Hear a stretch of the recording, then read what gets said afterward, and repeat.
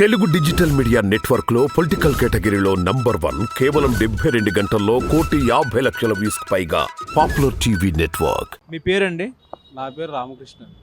ఏం చేస్తారండి? నేను ప్లంబింగ్ వర్క్ చేస్తాను. ఓకే.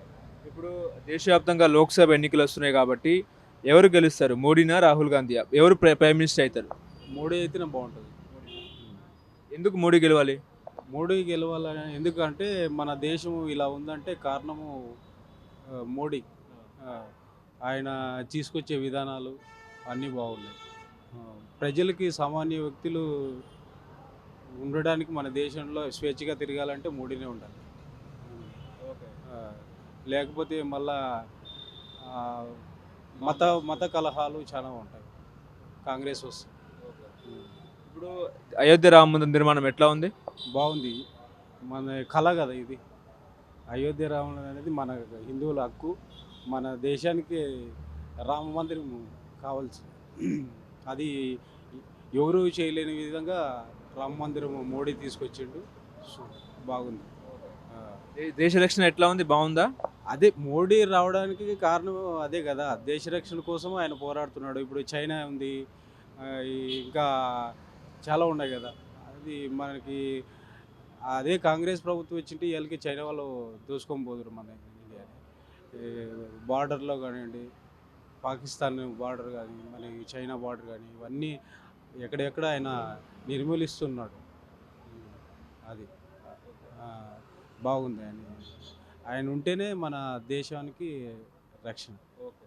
ఇప్పుడు ఇక్కడ బీజేపీ ఎంపీ అభ్యర్థిగా కిషన్ రెడ్డి పోటీ చేస్తున్నారు, అదేవిధంగా కాంగ్రెస్ బీఆర్ఎస్ పోటీ చేస్తున్నారు. సో ఈ ముగ్గురిట్లో ఎవరు గెలుస్తారండి? కిషన్ రెడ్డి గెలుస్తాడు. కిషన్ రెడ్డి ప్రజల్లో ఆయన బాగా తిరుగుతాడు. ఆయన ఏ సామాన్య వ్యక్తి పోయినా నేను పోయినా కానీ ప్రోత్సహిస్తాడు. ఏం కావాలా అని ఆయనకు గెలుస్తాడు. మంచి వ్యక్తి కిషన్ రెడ్డి? మంచి వ్యక్తి, చాలా మంచి వ్యక్తి కాబట్టి గెలుస్తాడు.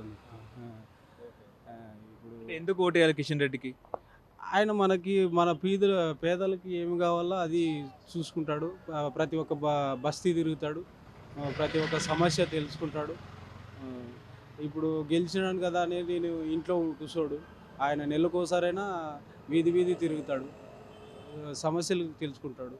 అందుకే కిషన్ రెడ్డి గెలుస్తాడు. ఎంత మెజారిటీ వస్తుంది కిషన్ రెడ్డికి?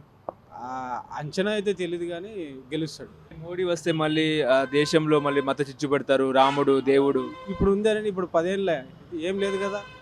అది ఏమి లేదు. మోడీ ఉంటేనే మనది బీజేపీ. మోడీ ఉంటేనే మన దేశానికి ఇప్పుడు 10 ఏళ్ళ ఎక్కడైనా ఉన్నాయా? ఎక్కడ లేవు. ఇంకా చిన్నవి వాళ్ళే ఏమవుతున్నాయి, అవన్నీ ఏమి లేవు. సాధారణ పౌరులు ఏమనుకుంటారండి? సాధారణ పౌరుడు అదే మోడీ రావాలని కోరుకుంటున్నాడు. మోడీ ఉంటేనే స్వేచ్ఛ ఉంటుంది. మనం ఎక్కడ ఈ హైదరాబాద్లో తిరుగుతున్నామంటేనే స్వేచ్ఛ ఉంది.